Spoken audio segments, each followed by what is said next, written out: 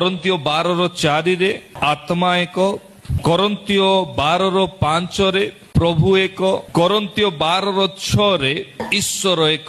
ଏହାର ଅର୍ଥ ପିତା ପୁତ୍ର ଓ ପବିତ୍ର ଆତ୍ମା ଏକ ଅଟନ୍ତି।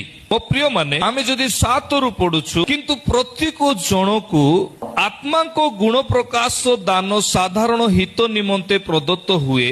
କାରଣ ଜଣକୁ ଆତ୍ମାଙ୍କ ଦ୍ୱାରା ବୁଦ୍ଧିର ବାକ୍ୟ, ଅନ୍ୟ ଜଣକୁ ସେଇ ଆତ୍ମାଙ୍କ ଦ୍ୱାରା ଶିକ୍ଷାନୁଯାୟୀ ଜ୍ଞାନର ବାକ୍ୟ, ଅପର ଜଣକୁ ସେଇ ଆତ୍ମାଙ୍କ ଦ୍ୱାରା ବିଶ୍ୱାସ, ଆଉ ଜଣକୁ ଆତ୍ମାଙ୍କ ଦ୍ୱାରା ଆରୋଗ୍ୟ, ଆଉ ଜଣକୁ ଆତ୍ମାଙ୍କ ଦ୍ୱାରା ଶକ୍ତିର କାର୍ଯ୍ୟ, ଆଉ ଜଣକୁ ଭାବବାଣୀ କହିବାର ଅନୁଗ୍ରହ, ଆଉ କେତେ ଜଣକୁ ପରଭାଷାର ଅର୍ଥ କହିବାର ଦାନ। ଏମିତି ସେପାରେଟ ଗିଫ୍ଟ ରହିଅଛି। ଏ ଯୋଉ ଗିଫ୍ଟ କୋଉଠୁ ଆସୁଛି? ପଏଣ୍ଟ ନମ୍ବର 1, ଏଇଟା ଆତ୍ମାଙ୍କ ଠାରୁ ଆସୁଅଛି।